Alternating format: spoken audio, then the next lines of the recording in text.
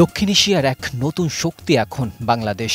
Doctor Mohammad ইউনূসের নেতৃত্বে নতুন রূপে উদ্ভাসিত হচ্ছে বাংলাদেশ। সম্প্রতি চীন সফরে গিয়ে বাংলাদেশের প্রধান উপদেষ্টা ডক্টর মোহাম্মদ ইউনূস বলেন, নেপাল, ভুটান এমনকি ভারতের সেভেন সিস্টার্সকে যদি সমুদ্রে দেখতে হয় তবে বাংলাদেশে গিয়েই দেখতে হবে। ডক্টর মোহাম্মদ ইউনূসের এমন কথায় কূটনৈতিক মহলে চিন্তার ভাঁজ। তাই বলাই যায় বাংলাদেশের সমুদ্র ইতিহাসে শুরু হলো এক নতুন অধ্যায়। বহুদিন ধরে চীন, ভারত ও যুক্তরাষ্ট্রের মতো পরাশক্তি বাংলাদেশের বন্দর নিয়ে নিজেদের মতো করে প্রভাব বিস্তার করতে চাচ্ছিল, কিন্তু এবার বাংলাদেশের নিজের সিদ্ধান্ত নিজেই নিয়েছে। চীন, ভারত, যুক্তরাষ্ট্র সবাইকে পাশ কাটিয়ে বাংলাদেশ চুক্তি করছে জাপানের সঙ্গে। তৈরি হচ্ছে মাতারবাড়ি গভীর সমুদ্র বন্দর। এই বন্দরে জাপানের দুটি বড় কোম্পানি প্যান্টা ওশান ও তোয়া কর্পোরেশন অংশ নিচ্ছে। এটি বাংলাদেশের ইতিহাসে এক বিশাল মেগা প্রকল্প, যার বাজেট প্রায় 24,000 কোটি টাকা।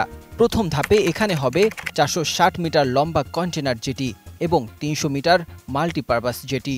ফলে ভবিষ্যতে বিশ্বের সবচেয়ে বড় কার্গো জাহাজগুলো সরাসরি বাংলাদেশে ভিড়বে।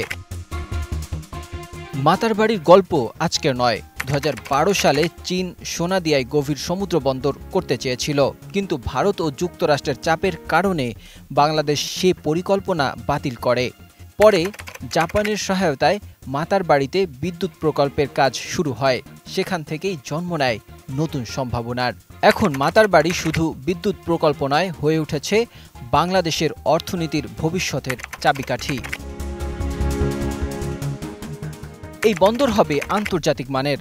বছরে 11,000 কন্টেনার হ্যান্ডেল করার লক্ষ্য রয়েছে প্রথম ধাপে, যা 2041 সালের মধ্যে দাঁড়াবে বছরে 26 লাখ TEU।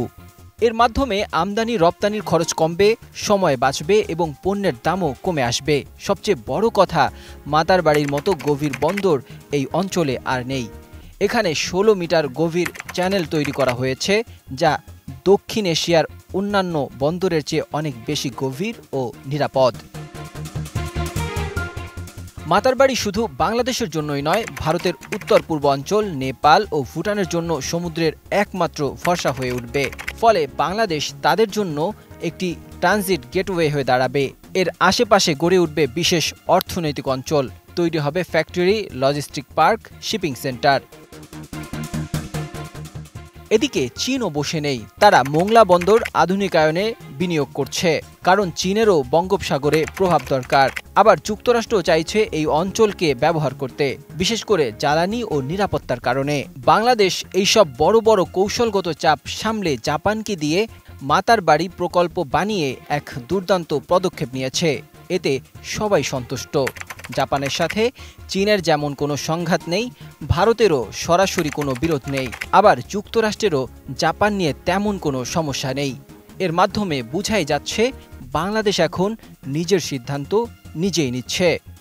এক কথায় বলতে গেলে মাতারবাড়ি হচ্ছে বাংলাদেশের নতুন এক স্বপ্নের বন্দর। যেমন সিঙ্গাপুর বা হংকং নিজেদের বন্দরের মাধ্যমে সুপার পাওয়ারে পরিণত হয়েছে, বাংলাদেশও এখন সেই পথেই হাঁটছে। আর এটি বাংলাদেশের পরবর্তী 50 বছরের অর্থনীতির মেরুদণ্ড হয়ে উঠতে যাচ্ছে।